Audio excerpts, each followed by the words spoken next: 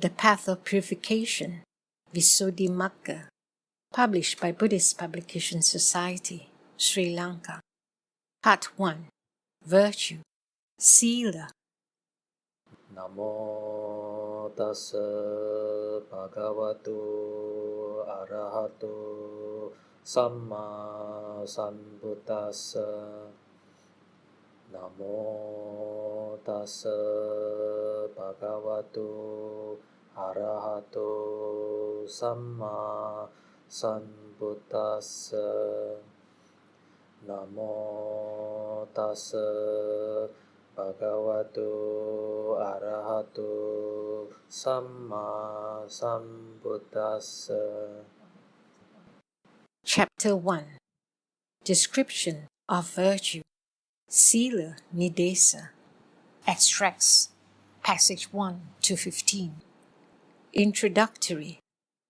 When a wise man, established well in virtue, develops consciousness and understanding, then as a bhikkhu, ardent and sagacious, he succeeds in disentangling this tangle. This was said, but why was it said? While the Blessed One was living in Savatthi, it seems a certain deity came to him in the night, and in order to do away with his doubts, he asked this question: the inner tangle and the outer tangle, this generation is entangled in a tangle. And so I ask of Gautama this question: who succeeds in disentangling this tangle? Here is the meaning in brief. Tangle is a term for the network of craving, for that is a tangle in the sense of lacing together, like the tangle called network of branches in bamboo thickets, etc., because it goes on arising again and again, up and down, among the objects of consciousness, beginning with what is visible. But it is called the inner tangle and the outer tangle, because it arises as craving for one's own requisites and another's, for one's own person and another's, and for the internal and external basis for consciousness. Since it arises in this way, this generation is entangled in a tangle, as the bamboos, etc., are entangled by the bamboo tangle. So too this generation, in other words, this order of living beings, is all entangled by the tangle of craving. The meaning is that it is intertwined, interlaced by it. And because it is entangled like this, so I ask of Gautama this question. That is why I ask this.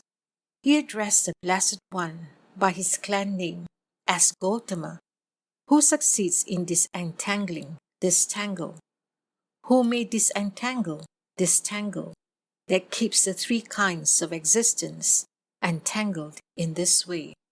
What he asks is, who is capable of disentangling it? However, when questioned thus, the Blessed One, whose knowledge of all things is unimpeded, deity of deities, excelling Sakka, ruler of gods, excelling Brahma, fearless in the possession of the four kinds of perfect confidence, wielder of the 10 powers, all-seer with unobstructed knowledge, uttered this stanza in reply to explain the meaning. When a wise man, established well in virtue, develops consciousness and understanding, then as a bhikkhu, ardent and sagacious, he succeeds in disentangling this tangle. My task is now to set out the true sense, divided into virtue and the rest. Of this same verse composed by the great sage, there are here in the victor's dispensation seekers gone forth from home to homelessness, and who, although desiring purity, have no right knowledge of the sure straight way, comprising virtue and the other two. Right hard to find that leads to purity, who, Though they strive here gain no purity, to them I shall expound the comforting path of purification, pure in expositions, relying on the teaching of the dwellers in the great monastery. Let all those good men who do desire purity listen intently to my exposition. Herein, purification should be understood as Nibbana, which being devoid of all stains, is utterly pure. The path of purification is the path to that purification. It is the means of approach that is called the path. The meaning is, I shall expound that path of purification. In some instances, this path of purification is taught by insight alone, according as it is said, formations are all impermanent. When he sees thus with understanding and turns away from what is ill, that is the path to purity. And in some instances, by jhana and understanding, according as it is said, he is near unto Nibbana, in whom are jhana and understanding. And in some instances, by deeds, kamma, etc., according as it is said, by deeds, vision, and righteousness, by virtue, the sublimest life.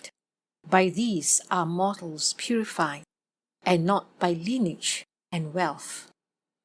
And in some instances, by virtue, according as it is said, he who is possessed of constant virtue, who has understanding and is concentrated, who is strenuous and diligent as well, will cross the flood, so difficult to cross.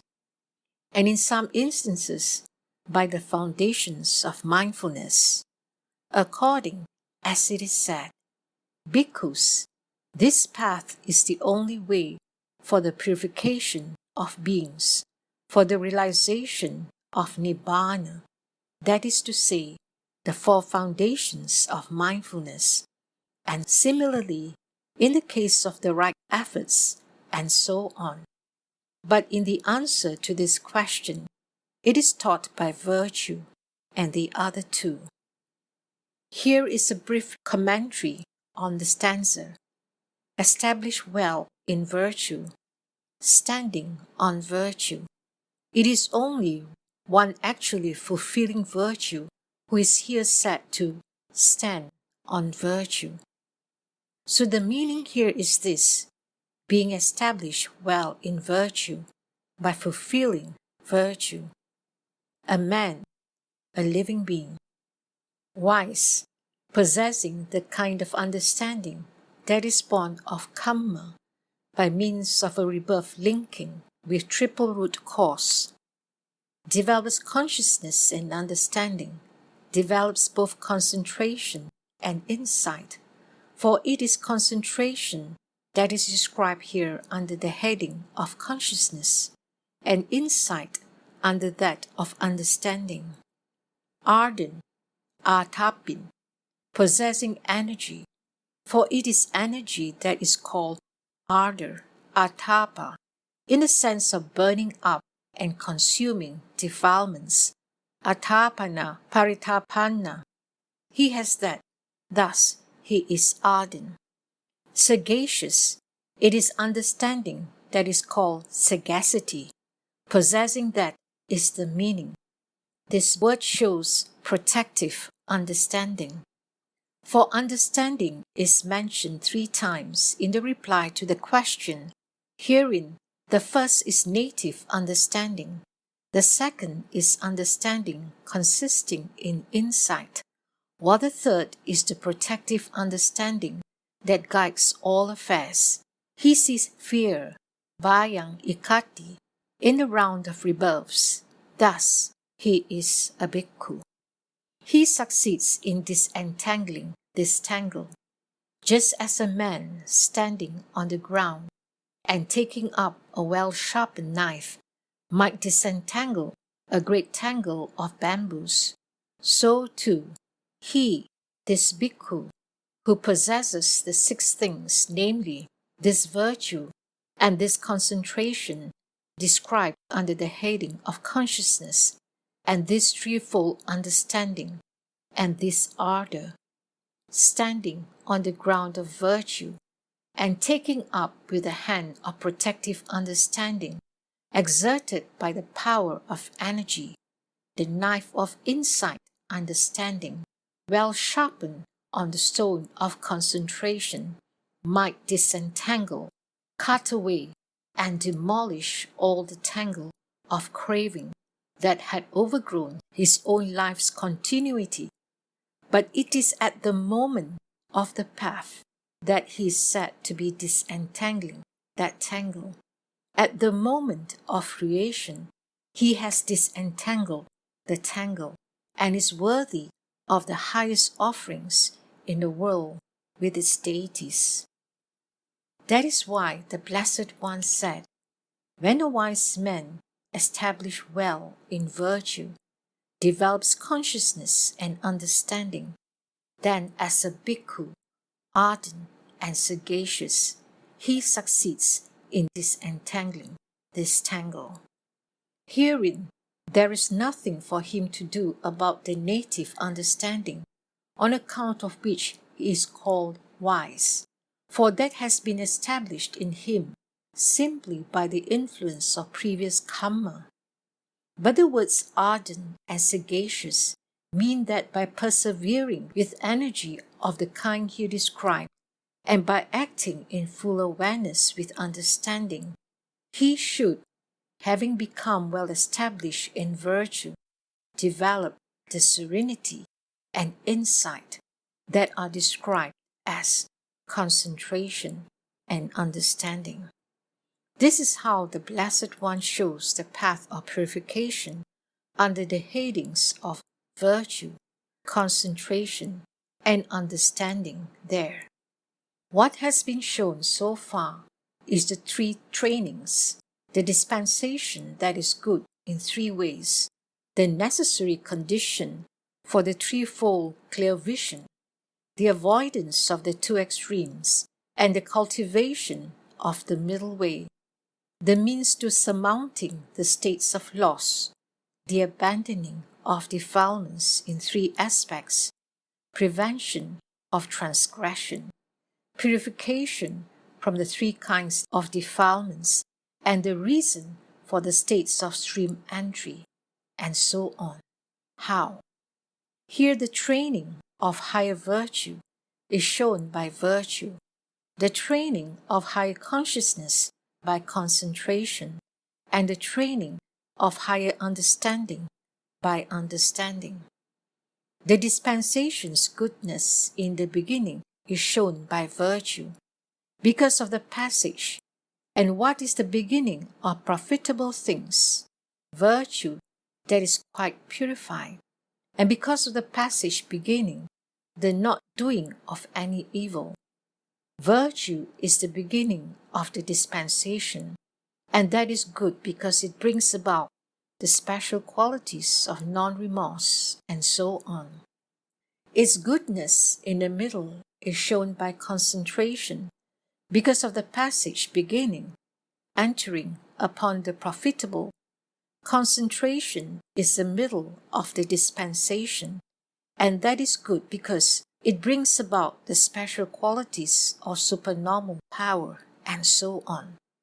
Its goodness in the end is shown by understanding, because of the passage, the purifying of one's own mind. This is the Buddhist dispensation, and because understanding is its culmination, understanding is the end of the dispensation. And that is good because it brings about equipoise with respect to the desired and the undesired. For this is said, just as a solid massive rock remains unshaken by the wind, so too, in face of blame and praise, the wise remain immovable. Likewise, the necessary condition for the triple clear vision is shown by virtue. For with the support of perfected virtue, one arrives at the three kinds of clear vision, but nothing besides that. The necessary condition for the six kinds of direct knowledge is shown by concentration. For with the support of perfected concentration, one arrives at the six kinds of direct knowledge, but nothing besides that. The necessary condition for the categories of discrimination is shown by understanding. For with the support of perfected understanding, one arrives at the four kinds of discrimination, but not for any other reason. And the avoidance of the extreme, called devotion to indulgence of sense desire, is shown by virtue. The avoidance of the extreme, called devotion to mortification of self, is shown by concentration. The cultivation of the middle way is shown by understanding. Likewise, the means for surmounting the states of loss is shown by virtue. The means for surmounting the element of sense desires by concentration, and the means for surmounting all becoming by understanding, and the abandoning of defilements by substitution of opposites is shown by virtue. That by suppression is shown by concentration, and that by cutting off is shown by understanding. Likewise, prevention of defilements, transgression, is shown by virtue. Prevention of obsession by defilement is shown by concentration. Prevention of inherent tendencies is shown by understanding. And purification from the defilement of misconduct is shown by virtue. Purification from the defilement of craving by concentration, and purification from the defilement of false views by understanding. Likewise, the reason for the states of stream entry and once-return is shown by virtue. That for the state of non-return by concentration, that for Arahantship by understanding. For the stream enterer is called perfected in the kinds of virtue, and likewise the once-returner. But the non-returner is called perfected in concentration, and the Arahant is called perfected in understanding. So thus far these 9 and other like triads of special qualities have been shown, that is, the 3 trainings, the dispensation that is good in the 3 ways, the necessary condition for the threefold clear vision, the avoidance of the 2 extremes, and the cultivation of the middle way, the means for surmounting the states of loss, etc., the abandoning of defilements in 3 aspects, prevention of transgression, purification from the 3 kinds of defilements, and the reason for the states of stream entry, and so on.